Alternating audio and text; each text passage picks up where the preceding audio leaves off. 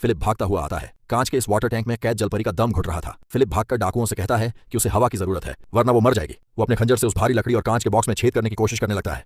एक डरावना डाकू फिलिप को रोकता है और कहता है अगर इसे खोला तो ये भाग जाएगी। फिर भी फिलिप हिम्मत करके नीचे के हिस्से पर वार करता है और शीशा तोड़ देता है। किसी की परवाह किए बिना फिलिप शीशे के निचले हिस्से को तोड़ देता है। पानी बहने लगता है और जलपरी पहली बार बाहर की ताजा हवा में सांस लेती है। वो हैरान होकर फिलिप को देखने लगती है। पिछली रात का मंजर दिखाया जाता है जहां सेरिना ने फिलिप को डूबने से बचाया था और बाद में डाकुओं ने उसे जाल में पकड़ लिया था।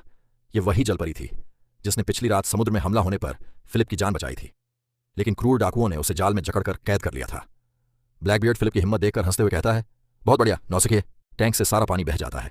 जैसे ही जलपरी की पूंछ से पानी खत्म होता है, उसकी पूंछ इंसानी पैरों में बदल जाती है। पानी खत्म होते ही एक चमत्कार होता है, जलपरी की पूंछ इंसानी पैरों में बदल जाती है, लेकिन वो चल नहीं पाती। ब्लैकबियर्ड उसे जमीन पर गिरा हुआ देखकर धमकी देता है, चलो या फिर यहीं मरने के लिए तैयार रहो। सेरिना दर्द से कराहती है। फिलिप अपनी कमीज से उसे ढकता है और अपनी गोद में उठा लेता है। सेरिना दर्द से कहती है कि वो चल नहीं सकती और न ही उसने किसी से मदद मांगी है, लेकिन फिलिप प्यार से कहता है तुम्हें मदद की जरूरत है और उसे अपनी बाहों में उठा लेता है। डाकू उन्हें हैरान होकर देखते हैं। फिलिप और सेरिना एक दूसरे की आंखों में देखते हैं। फिलिप सेरिना से कहता है तुम ईश्वर की बनाई एक बेहद खूबसूरत रचना हो, लेकिन तुम खतरनाक भी हो। सेरिना मासूमियत से जवाब देती है खतरनाक? तुम लोगों ने मुझ पर हमला किया था, लेकिन तुम अलग हो, तुमने मेरी रक्षा की।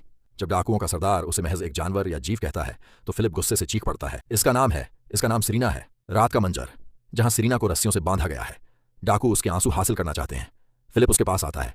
डाकू जलपरी के आंसू हासिल करने के लिए उसे तड़पाते हैं। सेरिना फिलिप को अपने पास देखकर पूछती है तुम मेरे लिए यहां आए क्यों? फिलिप कहता है क्या तुम वाकई दया और प्यार के बारे में कुछ नहीं जानती? फिलिप डाकुओं से लड़ता है, घायल होता है और सेरिना की रस्सियां काटकर उसे पानी के पास लाता है। फिलिप अपनी जान जोखिम में डालकर सेरिना की रस्सियां काट देता है। वो रोते हुए कहता है सेरिना अगर मेरी वजह से तुम्हें कोई तकलीफ हुई है तो मुझे माफ कर देना।